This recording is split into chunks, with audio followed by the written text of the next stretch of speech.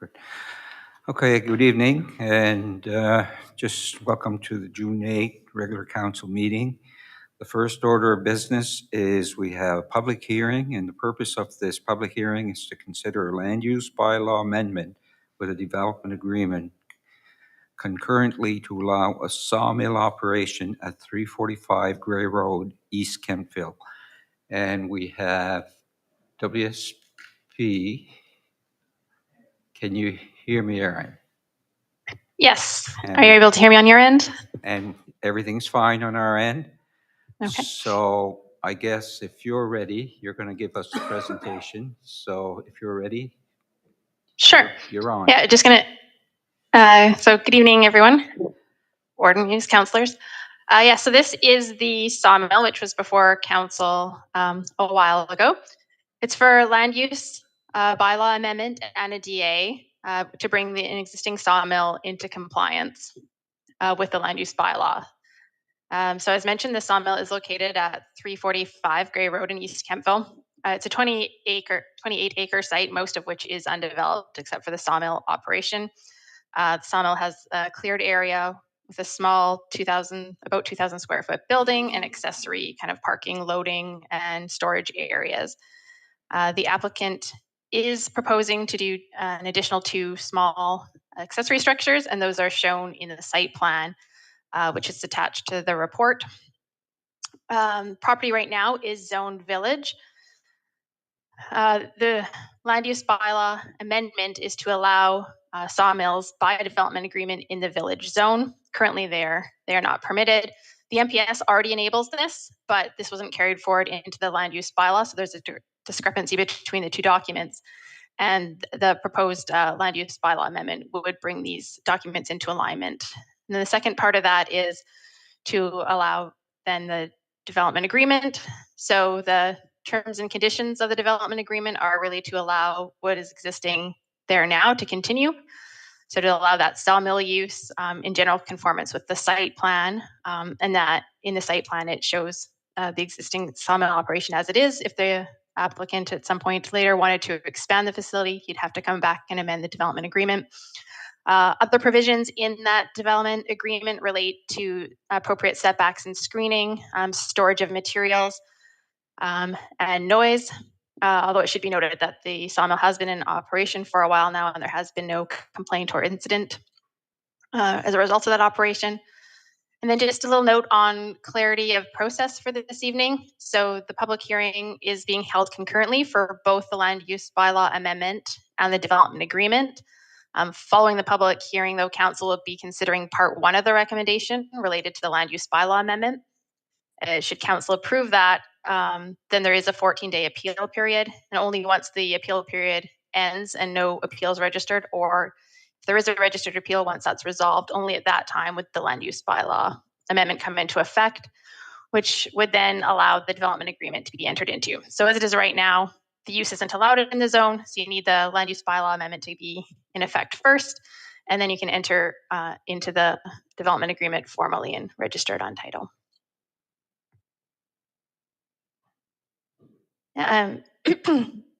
That's all I was planning to discuss at this point, but if there are any questions, or if, I'm not sure, I can't see on my end if there's any members of the public in attendance, because I can certainly bring up the site plan and give a bit more of an overview.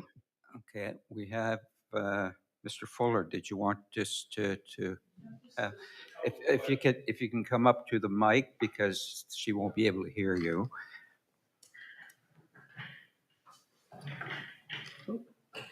Okay, hello. I just made a couple of quick notes, so you gotta forgive my appearance. I'm just getting off work and I'm not really, public speaking, so. Okay, so anyway, I recently received a letter saying that they were requesting permission to operate an existing sawmill. And we've had that property down the road for over 35 years. And it's obvious that that sawmill is already operating. And I can guarantee you it wasn't existing 5 or 6 years ago. So I just wondered what the definitions of permission to operate and existing were. I just had a couple concerns. Like, personally, I have nothing wrong with amending the land for use for a sawmill. There's other sawmills around. I appreciate people have the right to use their property. My brother owns a portable sawmill. I'm just kind of concerned about with the large area of land the individual owns, of his choice of location. Now, I did bring a picture, like if you could throw that up on the screen. Now, that I took parked in the middle of the road, and directly behind me, approximately 100 feet away, is the neighbor's house living room window. So 5 years ago, you would have looked out and seen a field. Now you look out your living room window, and that is your view. Now, that's a huge field. It goes way back. It's hundreds of feet long. Like, if that would have been plunked at the back of the field between the two neighbors' houses. And personally, my adjoining land is a camp. I'm not bothered by noise. I'm not bothered by stuff. But just, I thought that was rather inconsiderate to drop that right where it was with all the property owned by the individual. And there is easily other road access to have located it elsewhere. The other thing I was kind of concerned about, now I do see, I hadn't been by here in a couple months until today when I took this picture. Previously, I had noticed the logs were piled in the ditch sideways, and I see that that's been moved, and that's good because several years back we had an incident where an individual speeding lost control of their vehicle, went down the ditch, hit a pile of logs in the ditch, and was killed. Two individuals were killed no more than 3 kilometers from that site. So once again, I had questions about the legality and the safety of piling logs in the road or that close to the road.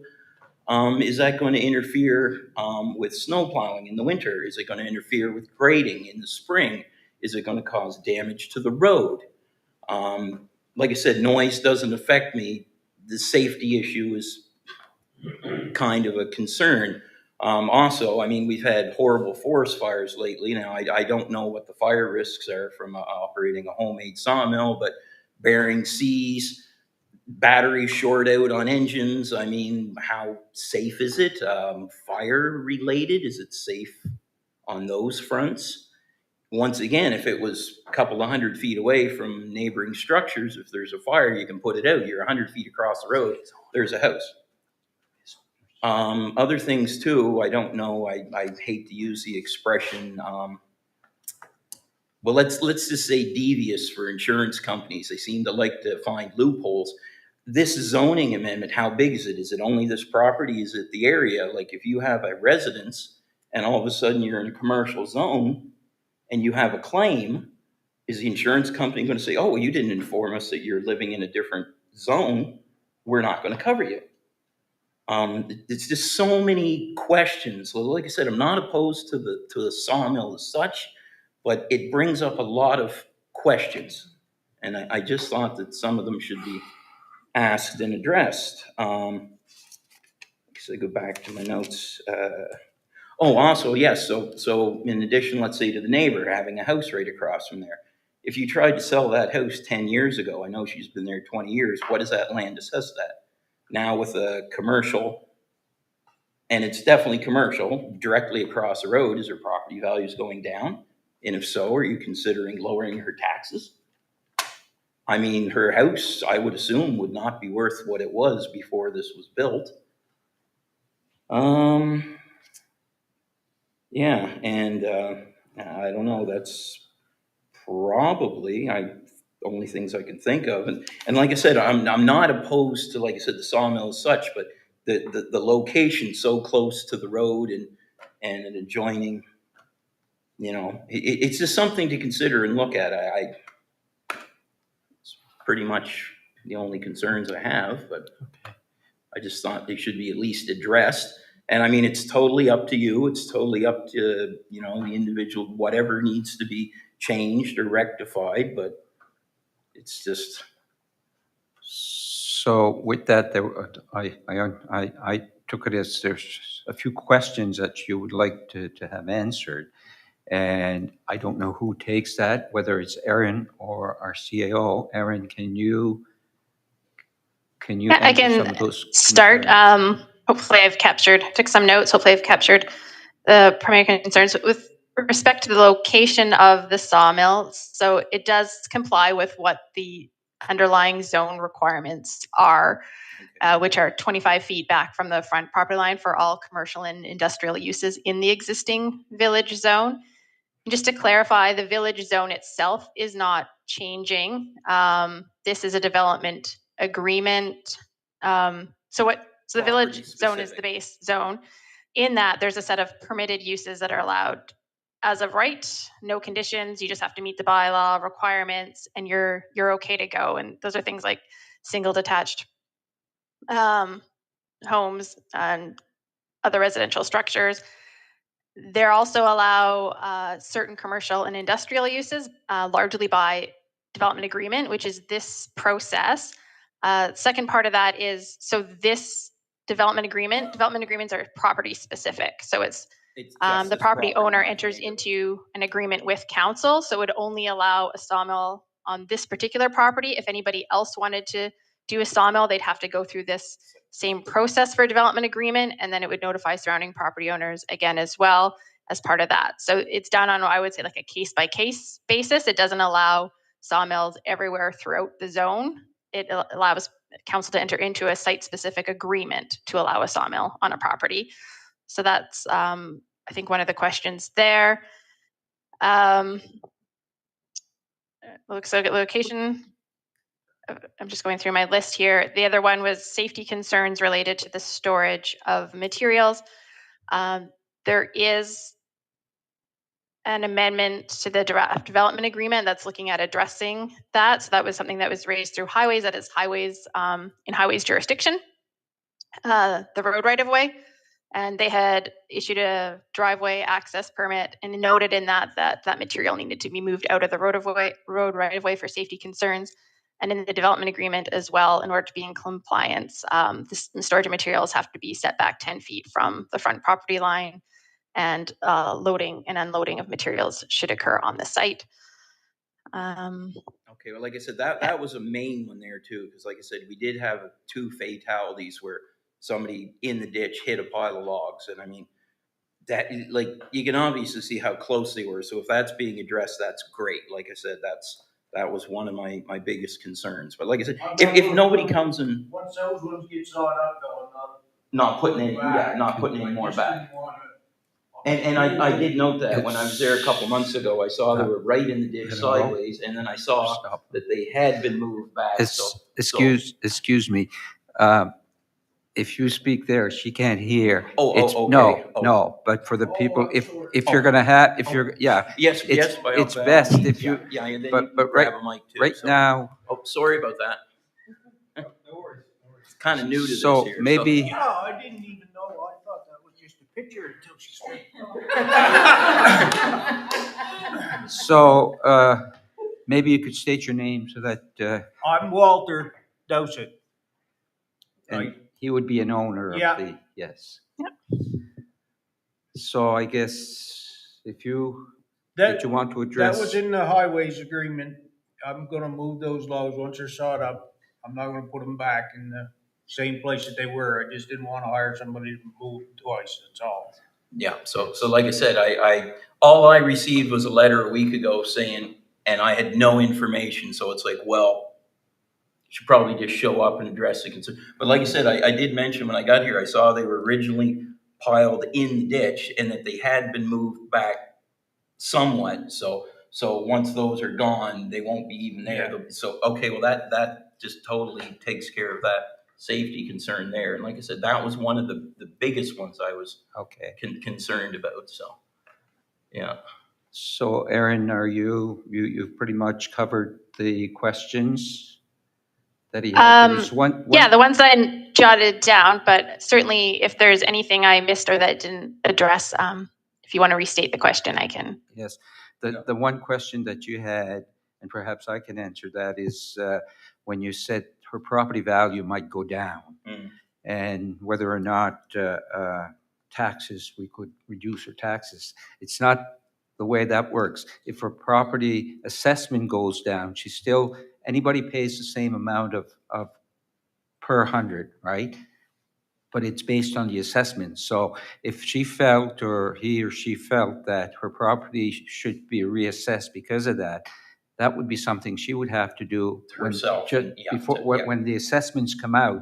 You have a certain amount of time in order to appeal, and that's where that would come Yeah, that would come be in. on. It wouldn't be to us to say, well, if property's down, I guess we should reduce our tax, because that's not the way the system works. Everybody pays the same amount per 100 on property On tax. assessed value. Oh, okay, well, like I said, I just recently received the letter, and it said if you have any questions or concerns, so I thought, okay, how does this affect the entire village and people using the road, and then how does it affect all the neighboring houses and structures? So I just wanted to write down Of the course. points and bring them up. So And that's like I fine. said, whatever you guys decide and do with them, that's fine, and that's how it works. But if nobody asks any questions, then everything in the world gets rubber stamped, that's all. So I just wanted to come in, take the time and ask some questions, so. I see our CAO. My name's Alain Muse. Oh, I'm the hello. CAO here, and thanks for coming in, both of you, all three of you actually. And I just the issue here is that it was pre-existing, right? So it was a pre-existing operation. So part of the reason why we got into this was to make sure that it was done within the confines of certain rules and regulations. So the things that you've raised, would be the same things that we would raise as part of our work. Like, is it safe? Is it unsightly? Is it noisy? Is it all these things? And so I think the development agreement is basically a contract. It's a contract between the owner and the municipality, and says, as long as you do this, this, and this, and this, you're okay. Okay. But then if you don't do this, this, this, and this, well, maybe we're not okay. And that's that. The development agreement's a longer process. It's kind of more complicated, but at the same time, it's site specific. So you don't have to comply to that because you're not the owner. It's not your rules. It's the rule only for the owner. Yeah. And if the owner is, as he indicated earlier, willing Addressing to address that these things, situation, yes. Okay. that's exactly what That's the agreement biggest is. one right there. 'Cause You like got I it. said, I knew one of the young fellows that was, killed, and, Right. not to be that, but like there was obviously other factors involved, but Understood. if you go in the ditch, Yeah. you write off your truck, you go in the ditch and you hit a log pile, It's different. I understand. it's a very, We can appreciate it's a very kind of touchy it's a very subject in unfortunate the community, yeah. thing that happened there. So Yeah. from our perspective, so the Department of Transportation was very clear. On Okay, if their this is going to happen, rules. it has to happen Okay. this way, and they were very clear about that. And we stated in the development agreement, and if he's a willing signer to the agreement, first things first is the council says, okay, well, this agreement looks reasonable, and then if both agree, then an agreement is signed, but it's done in public. Yeah. And that's why you're here. Yeah. And I just want to, just from a personal note, thank you very much for taking the time and Yeah, doing well, like I that. said, that's Both the of whole you. point. Nancy was gonna Public. come, the woman across the road. Yes. Nancy, I can't remember. her I don't last even know name. either. She's Yeah. been there 20 years. Like I said, She it's a was a camp. Croat, but I don't live know there. her maiden name. Anyway, she come across the road today and asked about the meeting. She was planning on coming too until I spoke with her and then explained the same as you, that it was a contract Yeah. between us and the municipality. And Yeah. she said, well, it saved me a trip then. And we can appreciate the fact that you get something like this from the municipality. It's like, what the heck is this anyhow? Yeah. But our responsibility is to make sure that the neighbors are aware. Yeah. So as confusing as it might be, it's better than saying nothing and then having the neighbors go scratch, like what is going on here? Yeah, So that's like- part of our process Like I too. said, it's far enough away from me, and it's a camp, not a residence. Even if it was right up against my line, the noise wouldn't be an issue. I just want to make sure that there's nothing that's going to cause Right. And serious harm to anybody. So, understood completely. and if that's been addressed, that's my main. Yeah, but like I said, I have no way of knowing what's addressed and what isn't, and what's That's right. brought up and not. So That's right. that's why I took the time after work to attend this. So. Our responsibility is to put together as many safety features as possible in the contract, but it's like any contract, it could never be complete. So the importance would be that the communication between the municipality and the owner is a good one. And that if there's things that come up, or if there are questions or concerns that come from neighbors, that we can be approached, or better still, the owner can be approached, because outside of any sort of assuming a very positive outcome, it's kind of good to have that one-on-one conversation with people and say, hey, have you considered this? And, oh shoot, I never did. Okay, I'll do that. That's just a neighborly thing to do. Yeah. But the contract is just another layer of control. Okay, any more comments? No, just, Okay. sorry, I didn't see the TV on the wall. Yes, but I was actually, I saw you had to, but I want to make sure that they were done with their comments, Councillor Saunier. So you're okay. And did you have any more comments as No, the owner? no, I don't Okay. think so. So I'm going to turn your mics off because what happens is it can get, go ahead, Councillor Saunier. Thank you. It raises an interesting point because we're dealing with two different government entities, the provincial and the municipal. And assuming for a second there, because I wasn't sure if the problem had been resolved with the logs in the ditch, but assuming that problem had not been resolved, and I'm thinking about not just this particular mill, but any mill, who would be responsible, and could we actively approve something on our end, knowing that it's being violated on the provincial side? And if it was to be violated, basically all the violation the gentleman talks about is about the location of the logs in the ditch, and that's all provincial. Am I not correct? Yes. Oh, sorry. I was sure if I Yes. take myself off mute there, but yeah. So the highways within the highway right away, it is provincial jurisdiction. But we've kind of followed that up, just saying that on the lot itself, you have to move that back from the, about 3 meters from the front lot line or greater for storage of materials. That kind of is like a double enforcement there. But yes, obviously the first step is trying to work directly with the property owner and just request that they be moved. But then it could, I guess, be escalated up through the provincial channel if required, in terms of they'd have the tools of enforcement that are available to them should the issue persist. But obviously in this case, it sounds like property owners are aware of it and open to moving it so that it's in greater compliance. But we did also kind of signal that intent that we don't want to see any loading, storage, or anything within the right of way, although it's provincial jurisdiction. There is language in the, we've revised the draft development agreement to include language that signals that that should not occur in the future.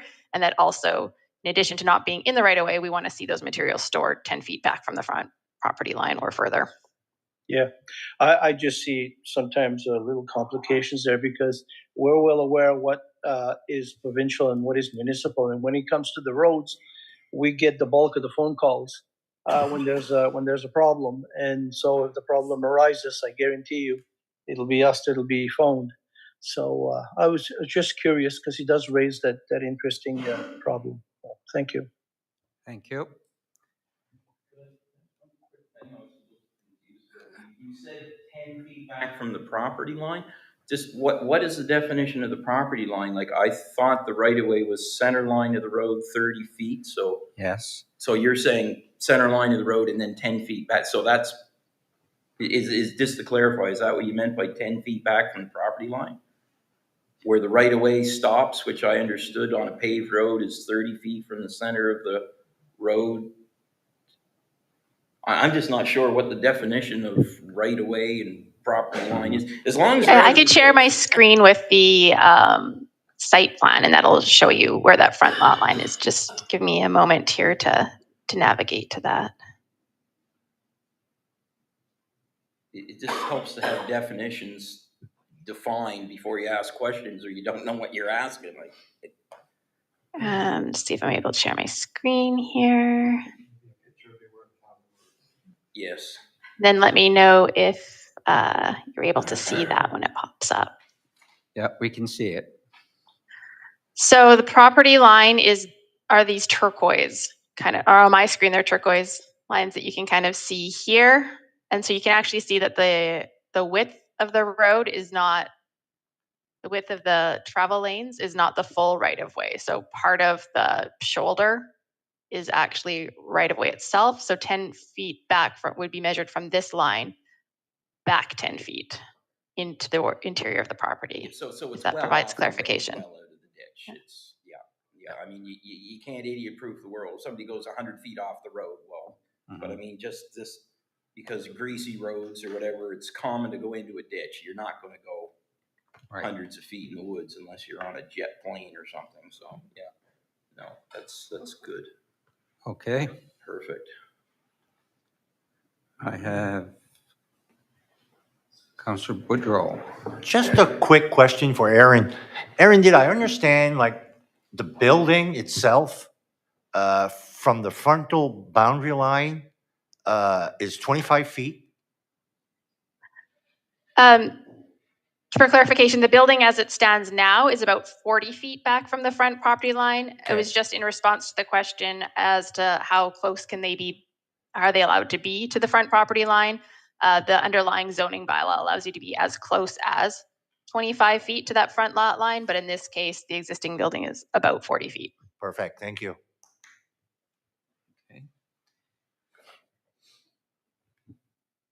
Any more questions? No more from them. Any other councillor have any questions? If not, oh, I see. I just want to make a Deputy comment. I just want to let everybody know, certainly Walter, that I tried to reach him today in regards, we're talking about amendment of the DA, and Walter has not seen that amendment.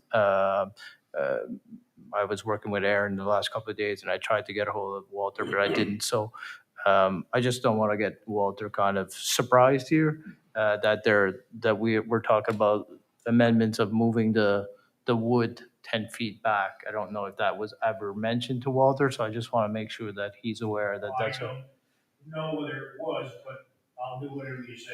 Yeah. Yeah, no, but I just, okay.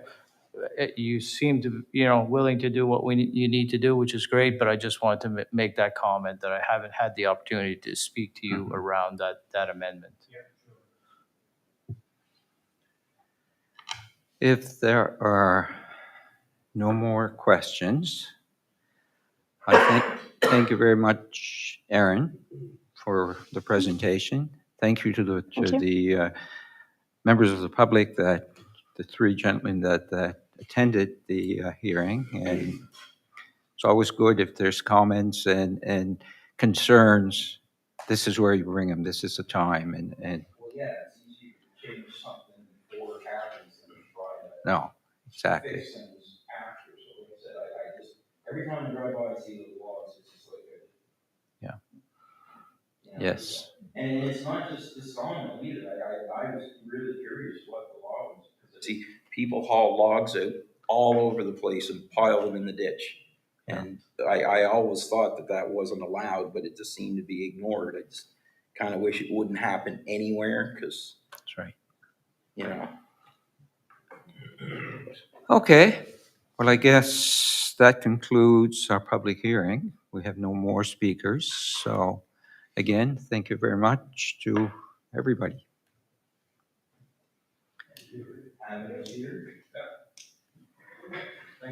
Yes. I've got This is just CAO. just for the guests. You're welcome to stay and hang out and listen to the exciting Exciting rest of the meeting. council, or if you want to have a coffee or a water to go, you can do that as well. You're welcome to leave or stay. The process is that they discuss it in the next meeting. It's kind of like two meetings in one. So just to let you know, we're used to this process, but Can I have an agenda to see what I'd be staying for before I decide to commit that? Yes. Well, it's better to know what you're getting into. That's a pretty short meeting. Yeah, thank you.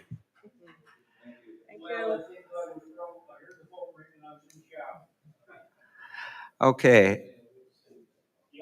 We'll call the meeting to order. We've had two regrets. We had Councillor Digdon and Councillor Donaldson who sent their regrets. As we do in every meeting, invitation to stand and move around. If you feel free to do so. If you feel like you've been sitting long enough. We have the agenda. Is there any additions to the agenda that anybody would like to make? Yes. Under financial requests, I'd like to add district community grant. I passed it in, but the agenda had already been set up, so. So it's set up, so they're aware of this one? Yes, Okay. she's got the information, yeah. sure, That's yeah. good, thank you.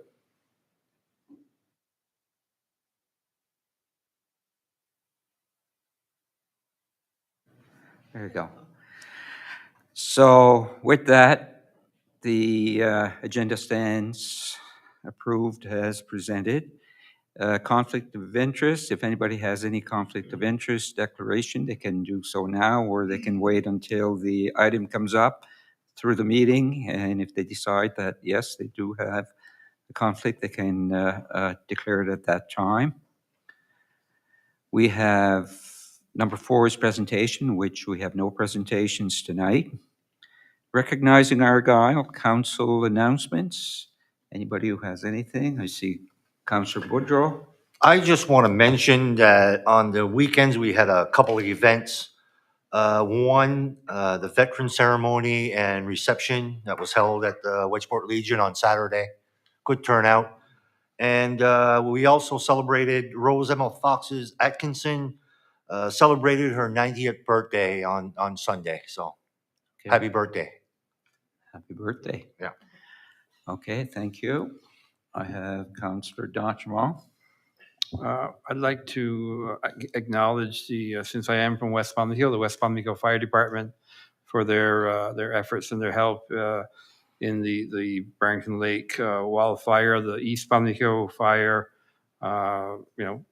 We've definitely gone through a lot in the last week here, and the fire departments have, obviously, stood up and have shown us, exactly what they're made of, and it was, really good to see. So I guess a shout out to the West Palm-Hill one, because I'm from West Palm-Hill. So. Mm-hmm.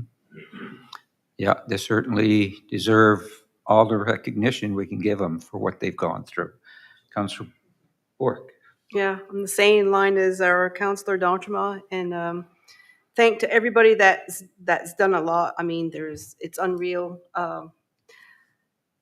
Our fire, East Palm-Hill, wasn't as big as what Barrington, Shelburne area is, but you can see how commitments are done. People get together. Ice cream is being delivered from certain people to the firemen, which was so very well appreciated. And people just bring in, they're there for everyone. So my heart goes out to all the volunteers. And I went to the arena a couple of times, and it's unreal of how many people donate stuff. It's unbelievable what you see, and kudos to them. Shelburne and Barrington are right on. So, and thank you for our EMO as well. They did a great job, standby, and thank you to everyone. I don't want to forget anyone. Just thank you to everyone. Thank you. Anybody else?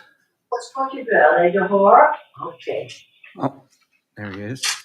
Go ahead. I was trying to turn your mic on, but I guess I can't do it from here. I just want to have a shout out for all of Argyle for exactly what they've done. I think I've been sitting here on my chair immobile from surgery, but I was listening to everything that was going on. There was a great effort done, and thank you to all and by all. Thank you. Okay. Thanks. Deputy Warden. I can't believe how everybody kind of came together, and our team, the Remo team, how everybody, it felt good to have a solid team in place, and I had a lot of confidence in the people who were working on this, and the updates were great. It was great to be well informed, and the firefighters, I live with a firefighter who went, and he couldn't believe the outpouring of support that they had as well. So it was, in tough times, it's good to see that people pull together. Thank you. I guess I can add to, which is basically the same. I went to the conference center, the arena in Barrington, and it was just amazing how organized they were. And just, it was heartbreaking sometimes to see some of the people that were there, like older people, that gentleman and his dog, that's the family that they had, and, or someone with their cat, and could barely, one gentleman there could barely walk. I mean, he was so, well, I think he was 99, and these are people that were displaced, but very, very much appreciated the volunteers. I mean, you can't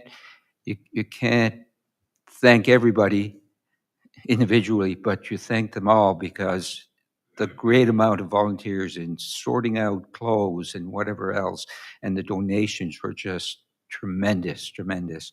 So this was very devastating week for some people, some more than others. Some were displaced because of smoke. Some were displaced because the fire was next to their house, and some of them just don't have any home to go back to.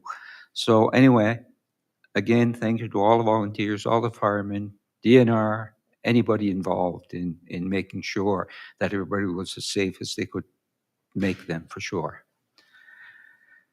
Okay, we'll continue. We have adoption of minutes, the May 29th Executive Council meeting minutes.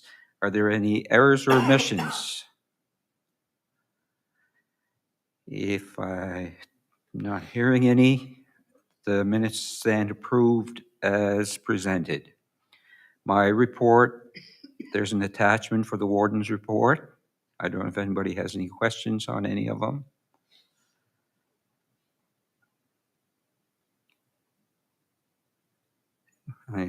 I see none. The committee reports we're going to defer tonight. The clerk's report.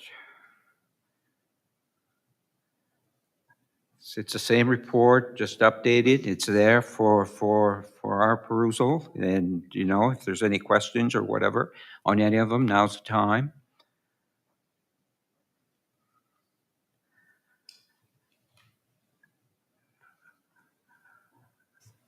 Hard to resist. Thank you. Oh, somebody had to speak. Yeah, it was quiet. I just, It's so quiet. it's just too uncomfortable. I was too uncomfortable. Well, I in the imagine, silence. yeah, you've been burning. It's been a hard go. Yeah. Yes. I just want to note, and Deputy Warden Albright certainly mentioned, there's a lot of pink. Pink means done. But all of those are motions that you have made that have been executed, but not all motions have been executed. Some of them are long-term, and some of them are just delayed for whatever reason. There's one in particular, though, that I want to mention. And it was a motion to look into the fire services of the municipality of Argyle. And nothing brings the conversation around being better more than these kinds of incidents. And I just want to highlight that we learned a lot. I think firefighters learned a lot as well as Remo and other fire departments. We did have the chance to be involved with other fire departments because of Remo. So these are people that we never would have had access to before. Very insightful, intelligent, long-standing firemen. So we learned a lot about the things that are going on, and I think the firemen did as well as part of the experience. Those that had that experience. I just want to say that it just demonstrates the need for us to really dig in and try to make these departments the best departments that they can be. And I look at Barrington and the situation that they have there with the devastating fire. And I look at all the work that they did, thanks to the newest leadership of Dwayne Hunt, but his predecessor as well as fire coordinator, and everybody that helped him. They made unpopular choices to make less fire departments, which may or may not be the reality of every community, but it was for theirs. And they made sure that their money was invested in the best way possible. They forced training on to people, and that training paid off this week. Those firefighters were an impressive bunch of people, and they were trained and they did everything they could under their training, but nobody can train you for something like this. But you use your training in the best way possible. And the fact that they had both an EMO coordinator and a fire coordinator during this incident was not lost on us.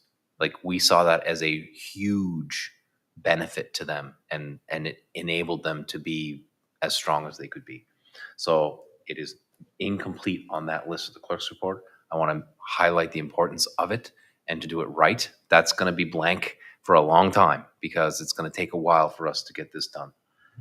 But I just want to highlight the importance of that, especially in light of the emergency that happened. Sure.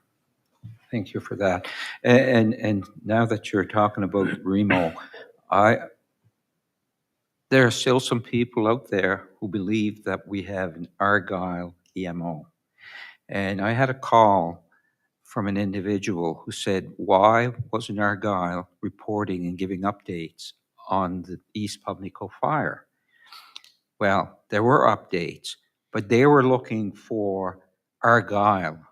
And when they saw Yarmouth, they didn't realize it didn't mean anything. So I don't know, maybe they didn't even read the update. The update were there because I was asked, and I contacted that person back this morning and talked to her and explained. And she had no idea. She says, I always thought it was the Argyle, and that's what she was looking for. So anyway, just so that people out there realize we are a regional EMO operations right now with the 3 municipal units. So that's why it was coming from, it looked like it was coming from Yarmouth, but it was Yarmouth County, and I guess people just didn't realize and recognize that meant Argyle as well as anybody else. So, okay. Maybe they should, how would I say, what word am I looking for? Maybe they should fix the website to include like Town of Yarmouth, the municipality of Yarmouth, and the municipality of Argyle, not just Yarmouth County. Yeah. But if you look at Yarmouth County covers I all 3. yeah, So, you know, I like know if yeah. you can visualize county, Yeah. you know. But anyway, maybe you're right. I see our CAO has. That very request was put to the EMO coordinator just now, to consider more inclusive language in the title even. Yeah. Because Yeah. if somebody sees That- Yarmouth, they think it's Yarmouth and that's the end of it. Yeah. Yes. And it's not the case. So there may be ways to just open the language a bit more to let people know it is an inclusive organization that includes many organizations, including Yarmouth, Yes. town and county Yeah. and Yeah. municipality. Thank you for that. Okay.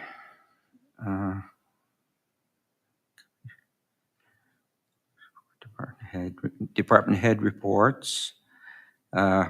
Deferred. Building permit report is attached, if anybody has any questions on those.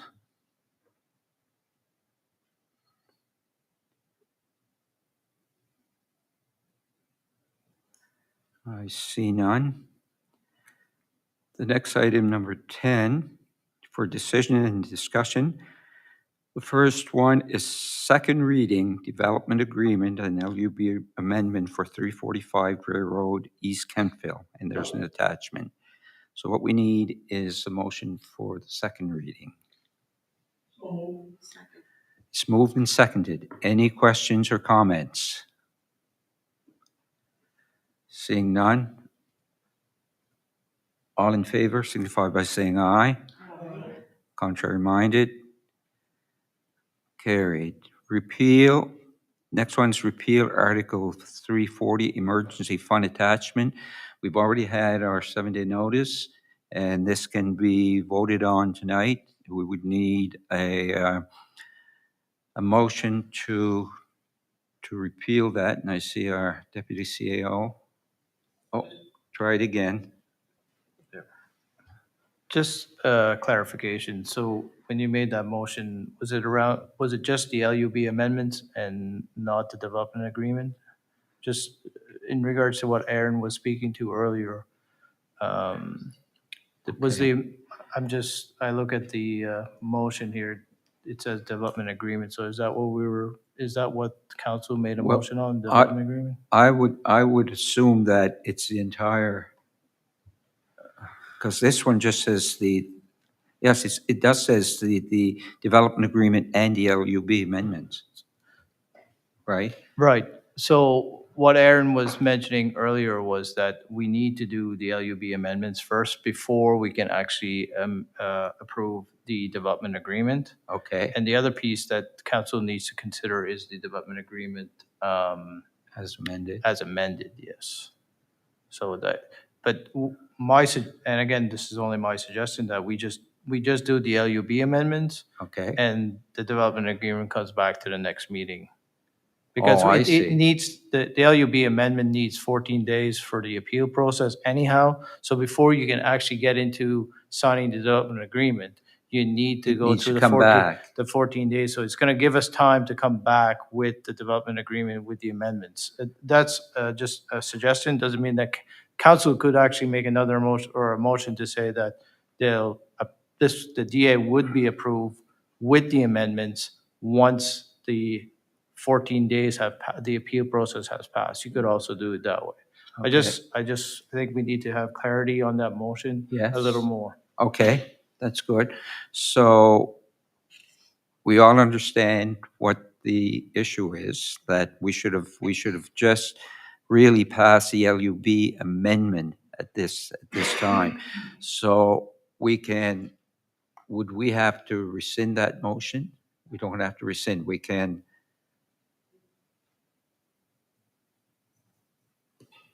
I would say no, because you just slow moved it. So I would say you can just clarify what the motion would be. Okay, so the Yes. clarification on the motion would be that really all we're approving at this point is the amendment to the LUB, and that the development agreement has been amended, and we would have to make a motion to, or this motion would be clarified to indicate that this would be approved, the development agreement would be approved at the next meeting. Is that correct? Would we have to make a second motion? Because really, when you look at it, we did. Okay, I've got Councillor Surratt. It was my understanding what I did was development agreement and LUB amendment is what I was doing, according to Yes. what I saw there. So Exactly, and that's why I said it Yeah. the way it was written here, for Yeah. sure. But, okay, I see our deputy CAO. And you're right, Councilor Stewart, that I think that's why council made the motion. And again, technicalities in regards to do we have to repeal the motion or not, I'm not 100% sure. But I guess I just want to make sure that council is aware that you can't get into the development agreement until the LUB has passed and you get your 14 days appeal. So however you want to make the motion.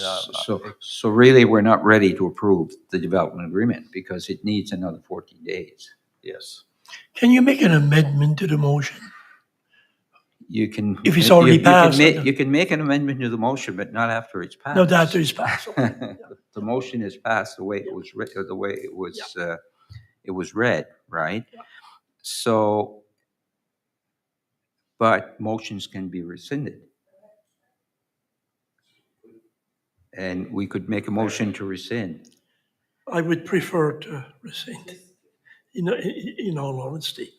You would I would rescind prefer myself, I don't want. and do it properly. And do it properly. Properly from step one. That's what I. Okay, so you're would making a prefer. motion to rescind? Yes, I do. Moved and seconded to rescind the previous motion on the development agreement and LUB amendments. It's been moved and seconded. Any comments? Hearing none, all in favor of rescinding? Aye. Contrary minded? Carried. Now, the proper way is now we need a motion to amend, to pass the LUB amendment for 345 So Fair Road, moved. East Kentville. And that was moved by Councillor Surratt, and seconded by Deputy Warden. Again, I'm going to ask if there's any comments. If not, all in favor, signify by saying aye. Aye. Contrary minded, carried. Thank you for that. Better. The next one is to repeal, and we didn't have a motion on that one yet, I don't believe.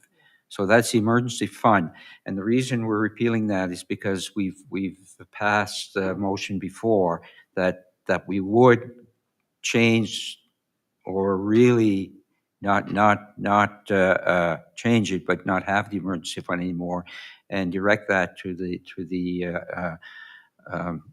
different areas who have what's the word I'm looking for? Pardon me? Social aid. Social aid. So we don't really need the emergency fund anymore. So we would need a motion to repeal that. Move. Okay. I keep going there to try and put you on. Go ahead. Thank you. If we repeal that law, which I agree with, shouldn't we be implementing the other one soon or immediately? Because we could have some need for that. I would agree with the councillor. We do have a resolution. We have a motion in play that says the amount that we're going to contribute over a number of years. So right now we can rely on that, but I do agree that a policy would be even better because it would instruct staff exactly how to deal with that. So we're not prepared for that because we haven't identified all the groups and stuff, and we haven't done some of that work. But you are committed to the 4,000 over, is it 5 years? 5 years. 5 years. So that's been committed, and that will happen. The details of which will pass in a policy at a future date, but it does not stop us from contributing at this time. This one we can repeal. Yes, it doesn't stop us from immediately putting in a new policy, but it does put the clock on for us to get going. Okay. Yeah. Just for clarity, it's a 20,000 for 5 years. It's not 4,000 for 5 years. Correct? It's $4,000 a Per year. year. 5 years for a total of 20,000. Yes. Yeah. Okay. Okay. So we have a motion and a seconder on that? No. Yeah, I think, yes, it's been moved and seconded. Huh? we're all tired. We're all tired. I couldn't remember if we'd done this one. Okay, so any discussion on this? Hearing none. All in favor signify by saying aye. Aye. Contrary minded, carried. Correspondence and for information. The first one's the building official vehicle, and there's an attachment. Now, and this here, I thought it was there is a recommendation. So there was there were four. They want to buy a vehicle. The municipality wants to buy a vehicle for the not the building inspector, but kind of for use in that department, for a fire inspector, bylaw officer, whatever. So there was four bids, and we had one from Bruce Chrysler for a 2023 Jeep Compass at 46,858 HST with accessories. Tuscan Ford, a 2021 Ford Ranger used with 33,681 kilometers at 41,995. We had Tuscan Ford with a Ford Bronco 2022 used with 22,538 at 39,995 plus HST. And we had Bruce Honda for a Honda CRV Sport B new at 44. So it was evaluated to see what was the best vehicle for this, for the use of what they were looking for. And it was determined that probably a truck would be more used in different areas than just, it's probably be the best vehicle for that, which could be used for different purposes. So it is recommended at this time to send a regret letter to Bruce Chrysler and Bruce Honda and send an acceptance letter to Tuscan Ford for 2021 Ford Ranger. Now, we can pass that tonight. It's not for decision, but I'm not sure why it's there for information. It's there for information because the council approved the budget for the Okay. purchase of the vehicle. So it's why I'm showing it for information, so that basically what you're saying is, okay, go out there and buy yourself a vehicle within the budget that we've provided to you. So that was your authorization as Okay. council. And then for us, it's to execute that decision. So that's why we put it in as under information. If this was beyond the budget, it would be for decision because you did not give us permission. There you go. To And that's purchase why I that. wondered, because this was within budget. It was And it well was- within and budget. it was in our budget. It was Correct. already. That you approved in the as capital the, budget. that is Yes. exactly. Okay. Exactly. That's So why we it's don't there. need to approve this. It's for information. If you had any questions about the process, we There want to you make go. sure that you see it. Okay, So it's a transparent process. It is still a public tender, and it was done publicly. yes. So Yes, we it just want to was. make sure that you're aware. Yep. Going with the Ford Ranger. Councillor Surratt. Just a question, probably, I think, for the CAO. So when, just for my information, so when was the tender put out? You could tender for any vehicle. It was not a 2023?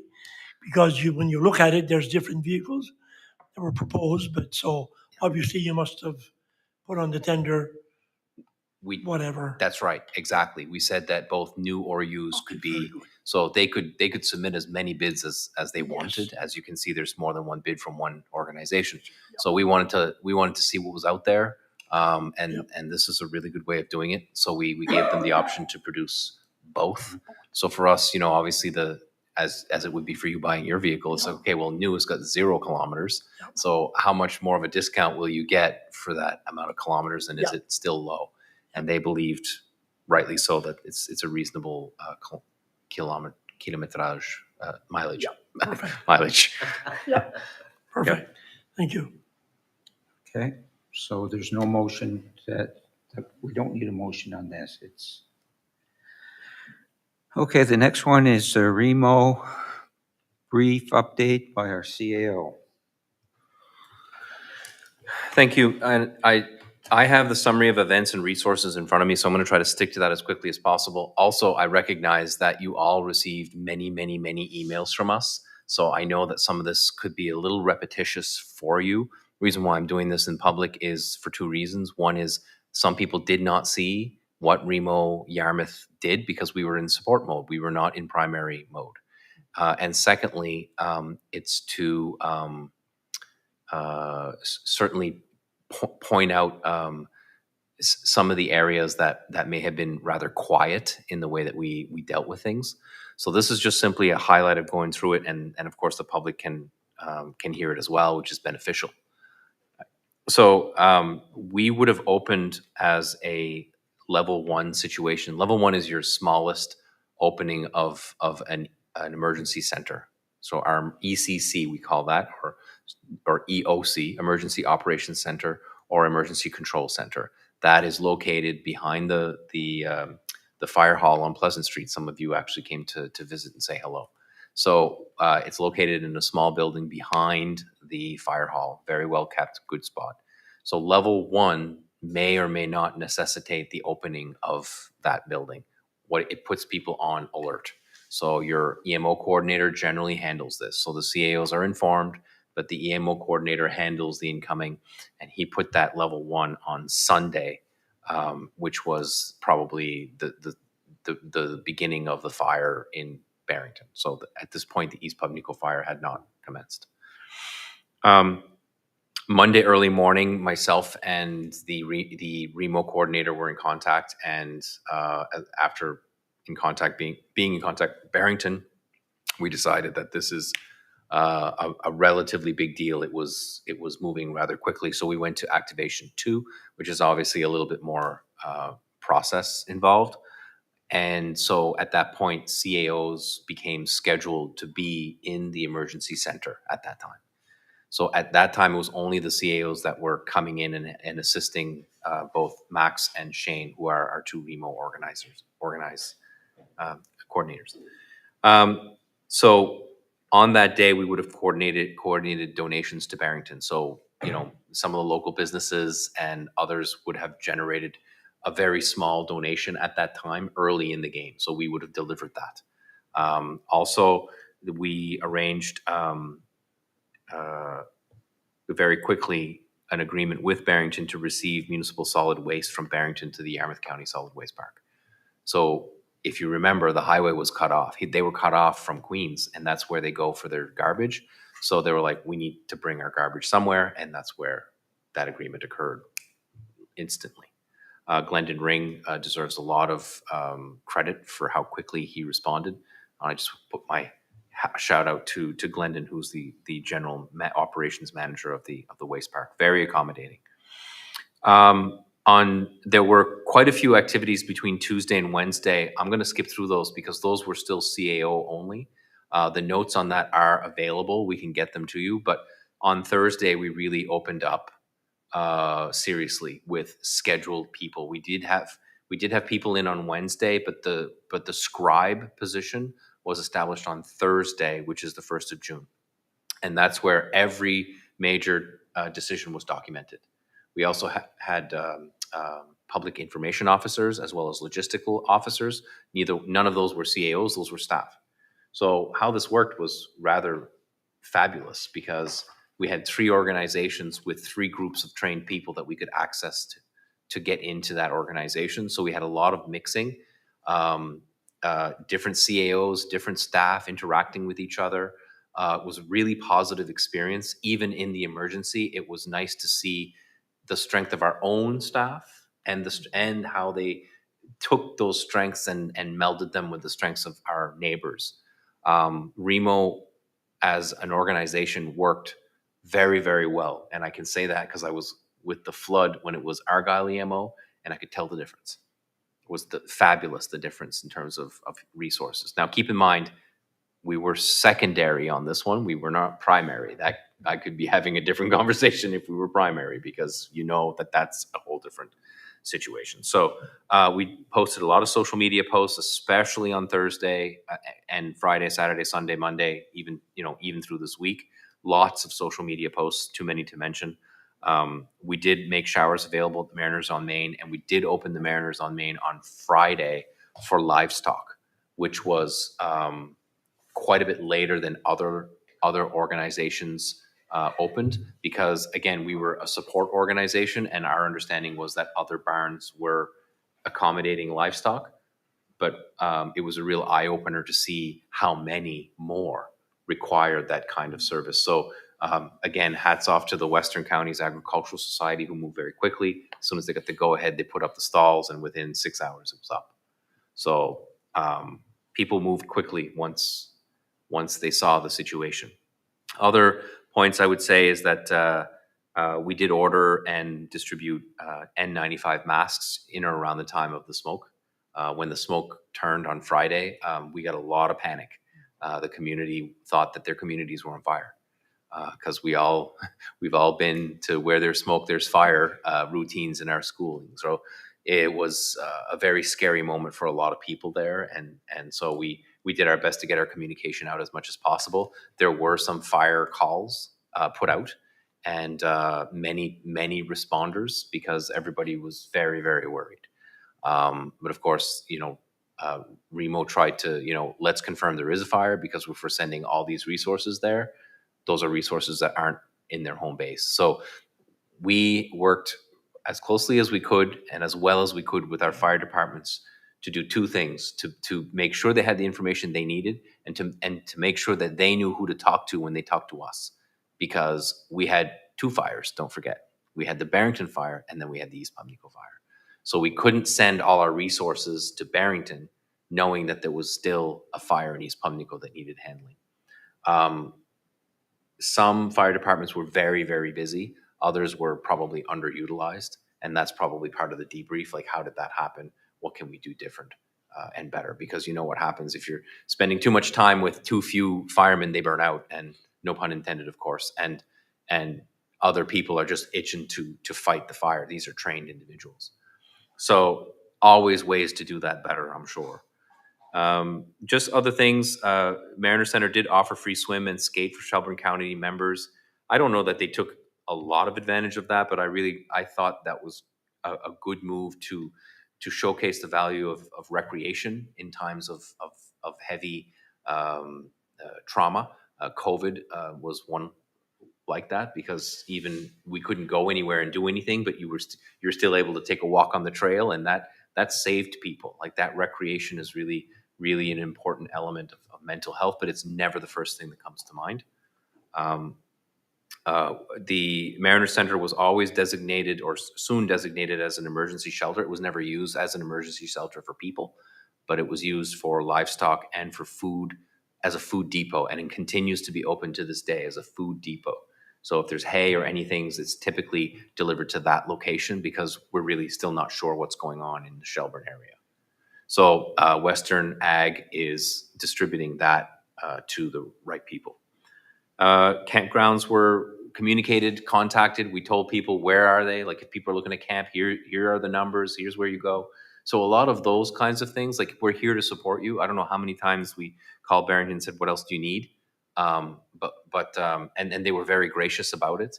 But the major areas that we helped them were probably in the municipal services side. So for solid waste, and to take some of their C&D landfill stuff for a period of time until they can get back up in shape. Those two things are being arranged, if they haven't been already, with our transfer station. We demobilized the ECC to level 1 on this Tuesday, and we ceased any sort of schedule in our ECC effective Tuesday, Wednesday. So now anything that we're doing on the emergency is from our desks. If we require anything, we're still connected to the emergency. We're just not in the mode that is created when you have everybody working there. So that is I mean, I know it was a bit long, but it is actually a high level description of what happened. I'm open to any sort of comments or questions about what we've done. If I haven't mentioned anything, I'll do my best to answer. So sure. You didn't mention anything about the East Pubnico fire. Maybe there's a reason for that, but it's it didn't seem to be a big concern with the ECC or COE or whatever it's called. Yeah. It's A-OK because it's COLOSED right now. Right. So Actually, yeah. Thank you for raising that. It probably was in my notes and I went past it. So I want to talk about both fires, and the fact that East Pubnico fire was a big fire. It was at one point 160 something hectares. So that's 2.4 acres. 1 hectare is 2.4 acres. So if it's almost 200 hectares, that's like 400, 500 acres. Okay. So I don't know how your brain works around that stuff. For me, it's acres. And so it's a big fire, and it was very dry, and it was out of control for many days. It was DNR that was the incident commander. DNR, the Department of Natural Resources, they're the first on hand. They're the ones in charge of any and all forest fires. As soon as it becomes a structural issue, it is the volunteer fire departments that take control of that aspect. So in East Pubnico, we only had a small threat. I shouldn't say only. There was a small threat of 2 cabins being destroyed at some point, but that was alleviated rather quickly. Most of that fire was in the wilderness. It impacted people like as a nuisance more than it did tragedy, but we were monitoring it and we were reporting on it rather regularly. The fact of the matter is that it used to be that fires were that big in Nova Scotia. Prior to the Barrington fire that's happened here, the largest one before that was in Quinnen, about 3 years ago, maybe. I don't remember how long. Maybe it was less time. It was last. Yeah. What am I thinking? Year. I was thinking. I was getting too mixed up. It was only last year. Yeah. It wasn't 3 years ago. It felt like 3 years ago. It was last year, and it was 9,600 or 9,800 hectares. That's it. So we say that's it, right? Because if you take that one out, the average forest fire size in Nova Scotia prior to that was probably 200-300 hectares. The Barrington fire reached 26,000 hectares. And still burning. and it's still burning, and it will be burning for a while. I don't think they don't consider it controlled. I think they consider it contained. But these things, they'll flare up. I mean, the underground is still on fire. This is a hot fire. So I think their concern is shifted because they're bringing people back in. Their concern is shifted more in like, get it out, make sure it's out, but we're not saying it's out until it's out. DNR, as soon as they say that a fire is out, they're out, and so they want to be sure that that's the case before that. There was a scare in East Pubnico, a couple of other scares around smoke, and East Pubnico at one point with the wind shifting, there were concerns that the fire could come back into the community, but that didn't happen because the wind changed and then we got a lot of rain. So that to me was the big difference in both fires. It was the rain. We got, like, in some cases it was almost 100 millimeters. I always say the wrong thing. Millimeters of rain, and that's a lot. I mean, 10 you start to have a little impact, but 100 is significant. So. And as you know, I mean, I could go on and on about, how many bombers showed up and how many gassed up at our airport. I mean, our airport was a critical landing point for many, many, many days. So it's a reminder of the importance of that asset. But the East Pubnico it didn't get as much attention, certainly because there was no evacuation notice. There was no state of emergency. So while it was very important, it didn't get as much airtime. However, there was a point where the Barrington community was concerned because if the East Pubnico fire continued to move in a direction towards the highway, which it was going at some point, perhaps the smoke and other things could cut off that highway, which would cut off one of the ways that Barrington could leave Barrington. So that was a concern of theirs as well. So it was a storm and I would call it something more. It was not a very positive situation there for a long time. Mr. Chair, if I may, a second question. How did you find the communications since it was East Pubnico? How did you find the communications with DNR? I know we're not here to criticize. With the debrief, you'll find out, were you getting the information you needed, or they don't need to let ECC know what's going on? How was that communications?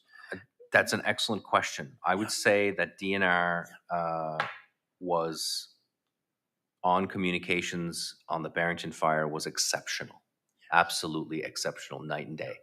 Because we've had instances where there were delays in communication. I think they probably recognized that. Now, that being said, they had that many more crew on site to deal with things like this. They had a communications person on site at all times. The East Pubnico fire, initially, there wasn't a lot of communication because the priority was the bigger one, clearly. But then they started to include the Yarmouth Remo into their daily, they had 2 daily communications that we're having with emergency personnel. So I would say that the work that they've done and the communication around what they've done, and I'm not one to, I don't think that I can judge what they did right or wrong, but I would suspect that what they did here was rather formidable. Yeah. No, I can't say that there were issues of communication on our end there. Thank you. Councillor Saunier. Hi, thank you. Alda, do you know of any injuries, if there were any? And second, the Mariner Center being designated comfort zone, are there any showers? And if not, are there going to be showers with the new extension that they'll be able to be used by the public? Those are 2 excellent questions. I'll start with the last one. The Mariner Center was designated as a standby for a shelter in case it was needed. I neglected to mention the fact that the Yarmouth Fire Hall was used as a shelter from the very beginning, and up until probably 2 days ago, there were still people getting food and shelter there. Mariner Center was never used for that purpose. The answer to, are there showers? The answer is yes, and they would be available for those people who required it. And the expansion would only multiply that availability, because Obviously, we're bringing showers and change rooms in for another purpose, so it would make it even more accessible. And your last question about your first question about injuries, I'm unaware of any major injury that occurred to residences. The reports that came to us, aches and sprains from firefighters, especially in the wet. They had some scrapes, but not very typical of that kind of fire defense. So I'm unaware of any fatalities of humans. There, in terms of like livestock and wild animals, and there hasn't been information on that as of yet. Job well done. That's what it means. Thank you. Anybody else? Councillor Bork. Just again, thank you to Remo, and knowing that there's people behind the scenes that are protecting you, and communication, I think it was okay. There was nothing wrong that I know, because every time I called the fire chief, I called to make sure he was okay, and just to see what they needed, to see if we had to organize stuff for them and for DNR, and he always knew exactly what to answer, and so the communication was pretty, I would say, pretty good. So thank you to Remo. Thank you. Okay. If there's no more questions, one thing I can add, and that has to do with the Comfort Center. They've had a lot of donations. There's no doubt in my mind. They've had probably more of some items than they will ever need. But let's not forget that now that people are returning to their homes, their needs might be more specific than what was handed out during the fire, because these people went home, power was turned off, most of their perishable foods were gone, so freezers and whatever else had to be thrown out. So I've contacted the Comfort Center, and I've contacted a couple of people there, and what they're saying is there will be some specific. Now, people are going back, and I would like to know now, what is it that they're looking for more than other things? They're not accepting clothes anymore, but there was they said that there's specific clothes that people are looking for that they run out. And one of them was, I guess, the hottest item was jogging pants for men. Every time they come, they were gone, and they were looking for more, and men's underwear and that type of thing. So when they go back home, there could be cleaning products that they will need, personal hygiene, like shampoos and whatever else. And so if anybody out there is watching this and they're wondering what it is that they need, definitely cleaning products and toothbrushes, toothpaste. I mean, they're going home to basically nothing. So anyway, and some of them are not going home because there's no home to go to. And that's my issue is at this point is, where are these people going to find? We know what the apartment, what's out there for housing. I don't know how, when you get 50 some odd residences that are gone, and they have to find a place. It was hard enough to find a place when all those 50 houses were still there. You know what I mean? So there's going to be some issues. I don't know how they're going to get through this, but there's going to be some issues for a lot of people. Go ahead, Councillor D'Entremont. I guess on the same subject as you, Mr. Warden. So donations, monetary donations. Yes. People are going to need probably monetary donations to cover whatever expenses they have. So I was trying to navigate through all the organizations that we had, church organizations, you had the Red Cross, you had so just I'm still trying to figure out who are the organizations and who do we make monetary donations to in order to, make this more, good for the residents who need it. So maybe that's a question for CEO Muse. I'll do my best. I think that when we first had this question earlier in the game, and I think Barrington and Shelburne probably said the same, except for the immediate things that they needed was, don't give us anything yet, because we don't know how we're going to have to deal with this, right? And sometimes donations, especially with Barrington, I know, they were getting so many donations that they had to get a whole logistical team just to handle the amount of stuff that was coming in. Like they ran out of like space. They ran out of they had a reefer in there, like keeping things cold. And every day we would bring them stuff from the shelter, and every day they would bring stuff back from the shelter. So there's also is a natural kind of thing that some things are going to perish. Money, however, is a different story. And most people say Red Cross because the Red Cross is directly responsible for this. Though I can't answer the question, what would they do with the money? I don't know that. I don't have a good answer to that. I think that answer needs to come out rather swiftly. I do know that the Red Cross is a good option because the provincial and federal government made the commitment to match. So they didn't make that commitment to, the churches and other places. They made that commitment to the Red Cross. So I think today the Red Cross appears to be a good avenue for donation. There are other avenues, and some of them are non-charitable. So there's the 50-50 draw for the firefighters.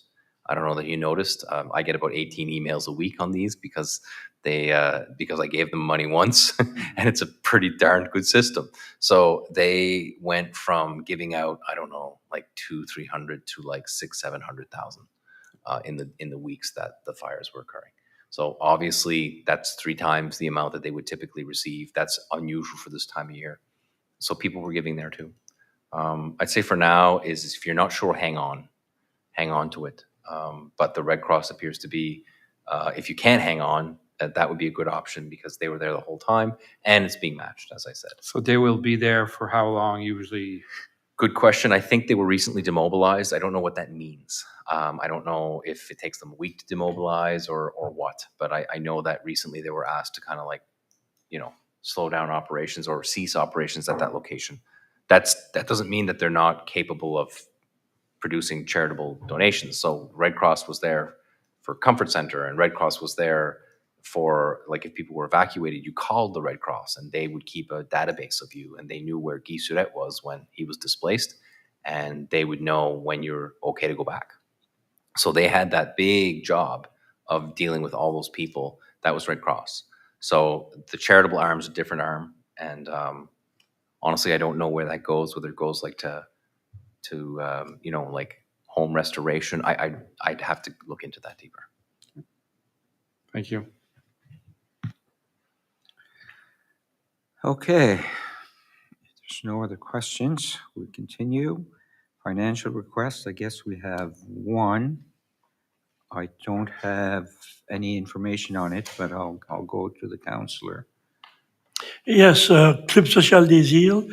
If you recall, back in January, they were looking for some money for their comfort center. They want to get a generator, but we couldn't I couldn't get a district community grant because the events committee had already got one, so I had to wait till the new year for them to reapply. So this is the $500 they're requesting Club Social des Îles towards the generator. So I shall make that move, that motion. Moved and seconded by Councillor Boudreau. All in favor, signify by saying aye. Aye. Contrary minded, carried. So that's the only one we have, Chantal. We don't have any more. The next is agenda topics for next meeting or notice of motion. I have Deputy Warden. Thank you. So I guess this might be a topic for the next meeting, considering how dry it has been and the fires, I guess it makes me think about drought. And are we thinking about that? Are we, preparing for that? I guess Chantal's giving me a look. It just made me think, right? It kind of goes hand in hand. And should we be a little bit maybe proactive rather than reactive? So we have taken the position for quite a few years that the best solution is a local solution. So we would continue to advertise and showcase our water lending program, which allows people to dig or drill a new well on location. Why is that important? Well, first of all, I mean, if you're going to go all over Tarnation to get water, you know how difficult that is, and oftentimes you're not getting potable water, you're not getting drinking water that way. This way, you might actually be able to solve that issue if you have treated water on site. So that continues to be our position. We also have water distribution location in East Pubnico, which is our industrial water tank. There was one in West Pubnico. That one we're not associated with. That's a private well that was located, I think, on Dennis Point, I believe. We were involved with it in the past, but due to for other circumstances, our involvement with that has it's kind of like it's their thing. So it would be up to them to deal with that. And the last would be the town, the actual town asset. So we're not planning on adding additional drought assets to the region, unless, of course, there was a motion or need identified by council in that effect. So our plan would remain that we would deal with it through water lending and through non-potable water options. If you I think for the next meeting, maybe it would be something to bring up if you feel like there's something else that needs to be done or that you have questions about what else we could do. And maybe I can get our EMO coordinator, our REMO coordinator to provide comments on that as well. For me, even though this is just a good reminder, I think for me, I just needed to remember what is it that we've done. Yeah. And I know our threshold for the well lending is 15,000. Yes, but we're good. That's an excellent point. COVID crazy prices. Right. We're already looking at increasing that number. Okay, that was something I was thinking about too. Yeah. Okay. Good pickup, because certainly our director of finance, who's responsible for this, identified the same issue. I don't think we can do this for 15 anymore. Right. Mhm. So we can put that as a topic for next meeting. I think it would be appropriate. Like, now you know To what bring we it. do, but you Yes. may want to ask questions or ask whatever. like, why don't we do this, or could we do that, or whatever. And I think that whatever we do, we want to be informed in it. So if you guys desire, if council desires additional services, then we need to be made aware of that, and we'll see what we can do. Sure. Okay, question period. No questions. In camera, there's none. And if there's no other business, the meeting stands adjourned.